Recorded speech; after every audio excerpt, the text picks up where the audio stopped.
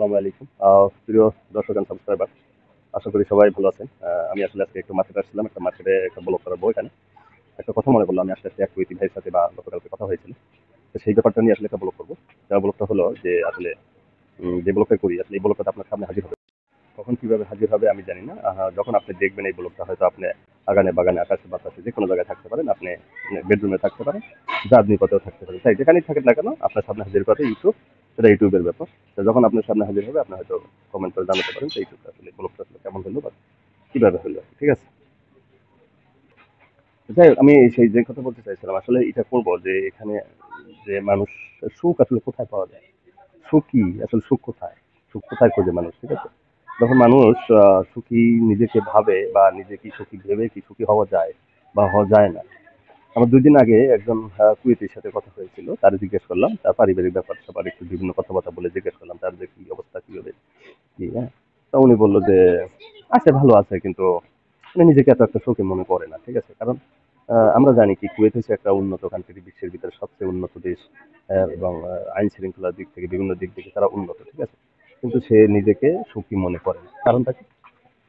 তো আমি বললাম যে তোমার দেশ তো এইরকম সুন্দর এবং সবচেয়ে আইন শৃঙ্খলা দিক থেকে ভালো, বিশ্বের ভিতরে সবচেয়ে আইন শৃঙ্খলা ভালো দেশ তোমার, তারপর তুমি সুখী না, কারণটা কি?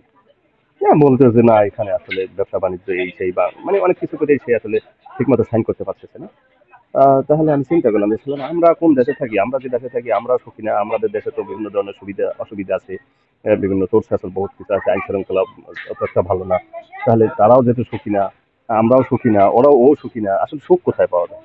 আসলে সুখ কোথায় পাওয়া যায় এই জিনিসটা আসলে তখন আমি চিন্তা করলাম যে সুখ আসলে নিজের ভিতরেই, আসলে নিজে যদি মনে করে যে হ্যাঁ আমি নিজে সুখী তাহলে সুখী, আর যদি মনে করে যে নিজে সুখী না তাহলে নিজে অসুখী, তাই আসলে আপনাকে সুখী হতে হলে আপনাকে চাহিদা সীমিত করতে হবে। আপনি যদি চাহিদা সীমিত করতে পারেন তাহলে আপনি নিজেকে সুখী মনে করতে পারবেন। তা আমি আমার দর্শকদের বলি, আমি কিন্তু সবসময় আমি নিজেকে সুখী মানুষ মনে করি, কারণ আমার চাহিদা কম। আমি এত চাহিদা না, আমি সাদা সিধা সিম্পল একটা থাকতে ভালোবাসি। তাই আমি নিজেকে সবসময় মনে করি যে হ্যাঁ আমি আসলে সুখী। তা আসলে সুখ আসলে কেউ এনে দিবে না। সুখী যদি আপনাকে হতে হয় তাহলে আপনি নিজের যদি চাহিদা সীমিত করতে পারেন তাহলে নিজেকে আসলে সুখী মনে করতে পারেন। তাই চিন্তা করলাম যে আসলে সুখ আসলে কোথাও বিক্রি হয় না, কোথাও পাওয়া যায় না। সুখ আসলে নিজের কাছে। নিজের কাছে যদি নিজেকে যদি সুখী মনে করতে পারেন তাহলে হয়তো বা সুখী হবেন। আর যদি মনে করেন যে না সুখী না, চাহিদা যদি অসীম রাখেন তাহলে আপনি সুখী হবেন না। তো যাই হোক, আপনাদেরও ধারণা কেমন যে সুখ আসলে কোথায় পাওয়া যায় কমেন্ট করে জানাইতে পারেন যে সুখী আসলে নিজে নিজে যদি সুখ যদি হয়, আপনার চাহিদা যদি সীমিত হয় তাহলে কি আপনি সুখী, নাকি চাহিদা অসীম করলে সুখী? তাই তারাও যেহেতু সুখী না, উন্নত দেশে বাস করি, সেও সুখ ফিল করে না। আমরা গরিব দেশে বাস করি, আমরাও ফিল করি। আসলে তাহলে সুখ কোথায়? সুখ জিনিস থেকে আসলে দুনিয়াতে নাই, দুনিয়াতে আছে। সুখটাকে আপনাকে নিতে হবে আপনার নিজের সুখী নিজেরই করে।